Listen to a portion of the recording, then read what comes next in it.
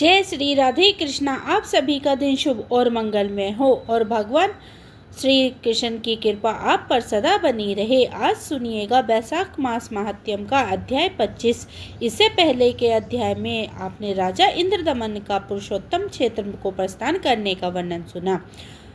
आज सुनिएगा इससे आगे की कथा। सामान बेचकर जीविका चलाने वाले सेठ, व्यापारी, माली आदि भी अपनी अपनी विक्रय की वस्तुओं को लेकर राजा इंद्रदमन की आज्ञा लेकर चले।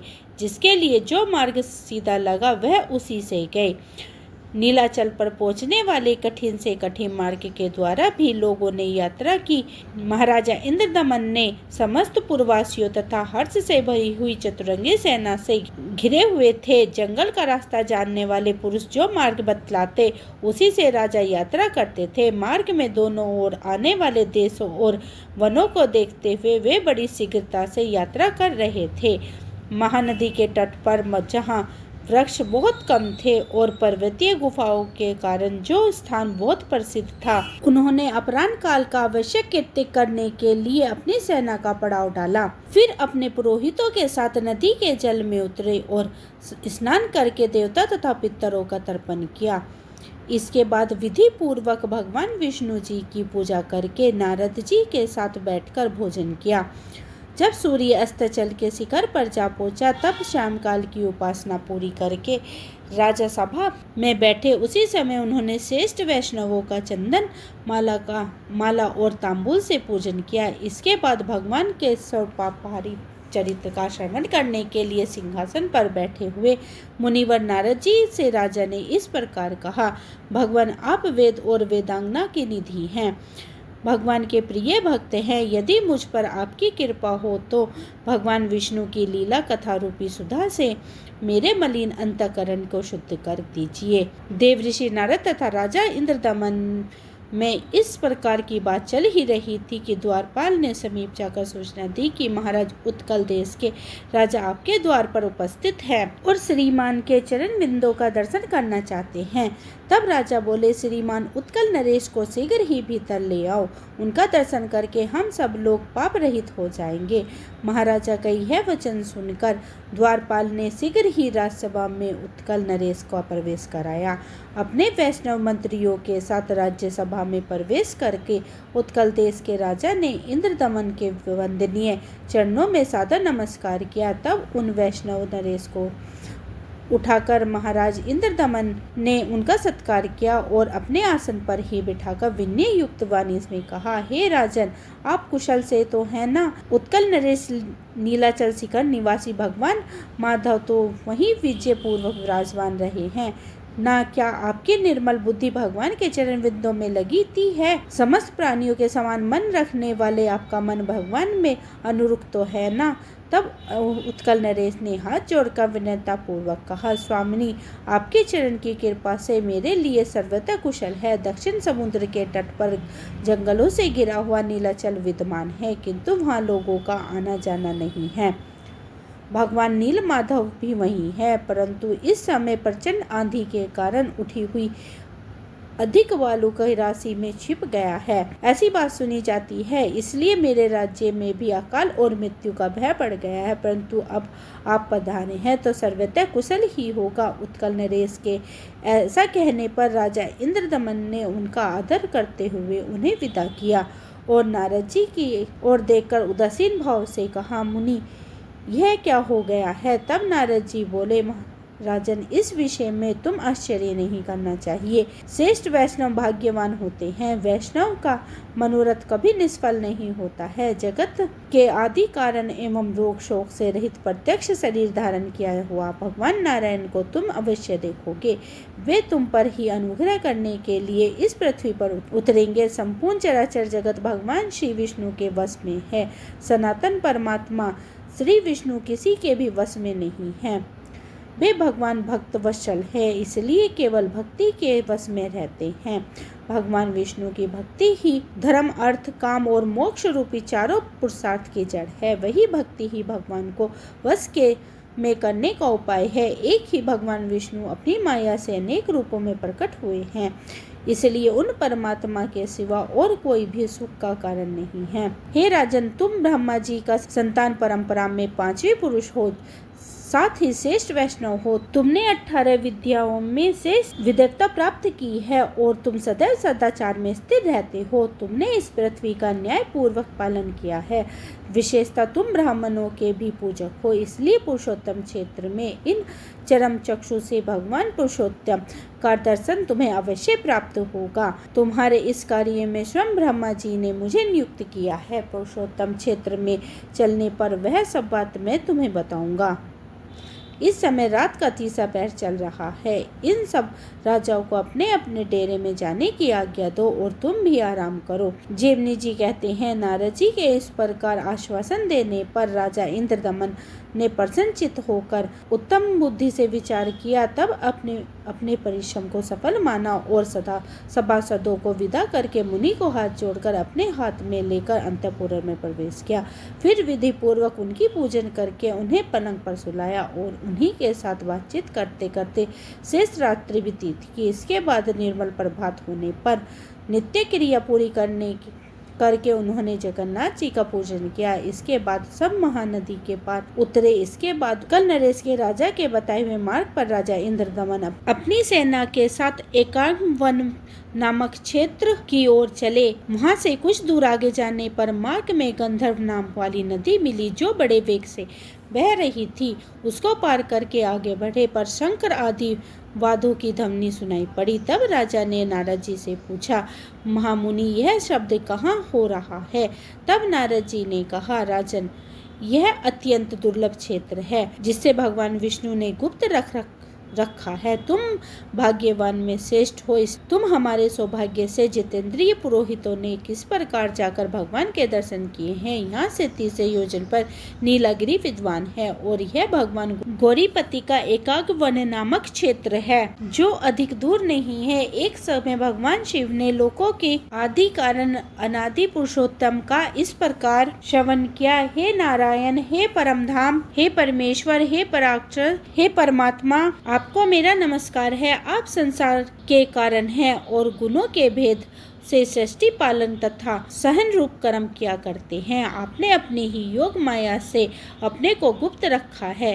आपको नमस्कार है। आप ना भीतर है ना बाहर है, साथ ही बाहर भी हैं और भीतर भी हैं, दूर होते हुए भी अत्यंत निकट हैं, भारी हल्के स्थिर अत्यंत सूक्ष्म और अतिशय शूल भी आप ही हैं। आपके लिए नमस्कार है। उनके कटाक्ष विशाल के से कोटि कोटि ब्रह्मा और अनगिनत रुद्र उत्पन्न होते हैं। उस काल अपमा श्री हरि को नमस्कार है। इसके एक एक रोम में अनेकों अनेक ब्रह्मांड का समुदाय भरा हुआ है और जिसका शरीर माप जोग के बाहर है। उन विश्व रूपी भगवान को नमस्कार है, जिसके स्वरूप भूतकाल के परिणाम से ब्रह्मा जी की सृष्टि और प्रलय होती है। मान्यवंतर आदि सृष्टि की संग्रहणा करने वाले उन भगवान माधव को मेरा नमस्कार है। त्रिपुरासुर का दहन करने वाले भगवान शंकर ने जब इस प्रकार स्तुति की, तब शंख चक्र गदा धारण करने वाले वरमाला विभूषित हार कुंडल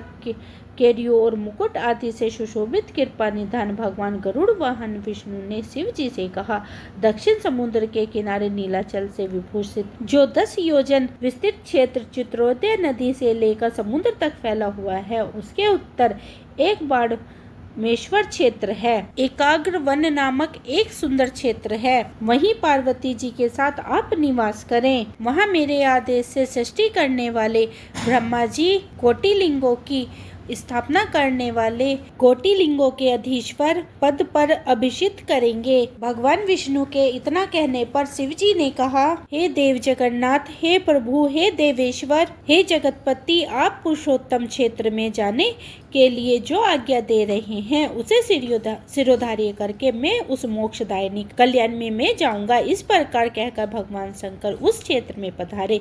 साक्षात ब्रह्मा जी ने वहां भगवान शंकर की स्थापना की। राजन, अब हम सब लोग वहां चलेंगे और त्रिपुरा विनाशक शिव जी के दर्शन करेंगे। यह जो शिव जी का क्षेत्र है, इसे तमोगुणों का नाश करने वाला बताया गया है, जो रजोगुणों को धो डालने वाला क्षेत्र है। वहाँ विराजमंडल नाम से से प्रसिद्ध है। सतोगुण की अधिकता के कारण पुरुषोत्तम क्षेत्र मुक्तिदायक बताया गया है। महाराज, जिनका मन पाप कर्मों में मलिन हो गया है, उनका विश्वास इस क्षेत्र पर नहीं जमता। नारद जी के बात सुनकर राजा का मन प्रसन्न हो गया और वे बोले, ब्राह्मण, आपने मुझ पर परम पावन क्षेत्र का परिचय दिया है, जहाँ पर साक्षात भगवान उमापति विराजमान हैं। वहाँ पर हम अवश्य चलेंगे। इस पर का निश्चय कर के अनुसार देव ऋषि नारद और राजा इंद्रदमन दोपहर के समय सेना के साथ कामकवन में नामक क्षेत्र में पहुंच गए। वहाँ बिंदु तीर्थ में स्नान करके उस तट पर विद्वान भगवान पुरुषोत्तम का उन्होंने विधि पूर्वक पूजन किया। इसके बाद वे कोटेश्वर महल्ले को गए। वहाँ पर जल से भली भांति आचमन करके सात्विक धर्म में स्थिर राजा ने भुवनेश्वर नामक लिंग का महास्नान कराकर विधि पूर्वक पूजन किया। फिर अन्य चित्त में भगवान शंकर का ध्यान करते हुए वे खड़े रहे। तब परमेश्वर भगवान शंकर ने प्रसन्न होकर स्पष्ट वाणी में कहा, महाराज इंद्रदमन, थोड़े ही समय में तुम्हारा मनोरथ पूर्ण होगा। इसके बाद उन्होंने नारद जी से कहा, महाभागा ने जो आज्ञा दी है उसे इस राजा के द्वारा अश्वमेध की याग कराते हुए पूर्ण करो।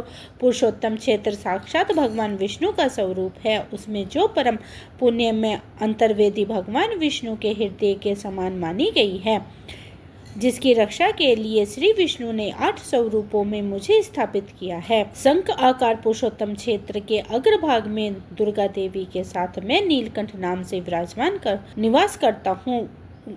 वहीं इस राजा को ले चलो। इस समय नीलमणि के विग्रह वाले भगवान श्री हंत ध्यान हो गए हैं। वह मेरी आज्ञा से भगवान श्री नरसिंह देव का क्षेत्र बनाओ। इस क्षेत्र में हमारे पास राजा इंद्रदमन 1 सहस्त्र अश्वमेध की यज्ञ करे। यज्ञ समाप्त होने पर इन्हें वहाँ अद्भुत ब्रह्म रूपी वृक्ष दिखाओ। इसके द्वारा विश्वकर्मा 4 प्रतिमाओं का निर्माण करेंगे और उन प्रतिमाओं को स्थापना के समय ब्रह्मा जी स्वयं पधारेंगे।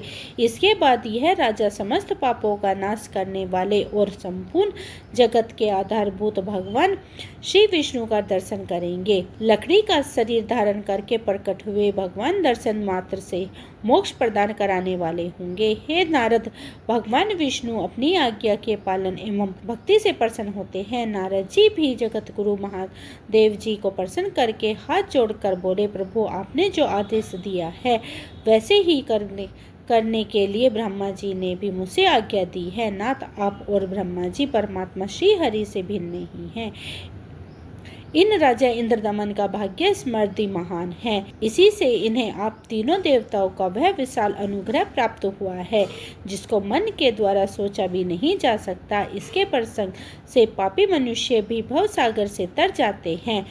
वे भूत भावन भगवान विष्णु अचिंत महिमा वाले हैं। वे भगवान कितनी भक्ति से प्रसन्न होते हैं, यह बात बुद्धि में आ ही नहीं सकती। वेदों के स्वार्थ आदि साधनों द्वारा चिरकाल तक विद्वान पुरुष यत्न करते रह जाते हैं, किंतु सफलता नहीं पाते हैं और एक नीच मनुष्य अन्यास होने वाले कर्म से मोक्ष पा जाता है। वंश ग्वालों के घर में रहकर दही दूध एवं जंगली फल मूलों से जीविका चलाने वाली गोपियां भगवान से इसने सुख का उपभोग करके ही मुक्ति को पा गए। निरंतर भगवान से द्रोह रखने वाला शिशुपाल भी राष्ट्र यज्ञ में सभा में भगवान को कुट वचन सुनाकर भी मोक्ष को प्राप्त हुआ है। भगवान का चरित्र ऐसा है वैसा है, इस प्रकार निश्चय की विषय नहीं है। बहुत समय तक महान प्रयत्न करते रहने पर भी भगवान विष्णु के दिव्य चरित्र के विषय में कोई निर्णय नहीं दिया जा सकता। इस संसार में पुरुषोत्तम क्षेत्र का निवास भगवान को समुच्चय की प्राप्ति कराने वाला है। भगवान विष्णु इंद्रदमन के प्रसंग से वह सब लोगों को प्रत्यक्ष दर्शन देंगे। इसके बाद महादेव जी तथास्तु कहकर उसी क्षण अंतर्ध्यान हो गए। जय श्री कृष्ण। आज का अध्याय यहीं समाप्त हुआ। इससे आगे का वृत्तांत आप अगले अध्याय में सुनेंगे।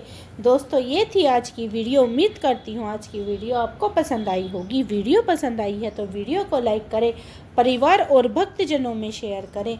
मिलती हूँ इससे आगे के अध्याय के साथ। और मैंने अपने चैनल पर एकादशी की कथा भी डाली हुई है, आप वहाँ जाकर एकादशी की कथा भी सुन सकते हैं। तब तक के लिए हरे कृष्णा, राधे राधे।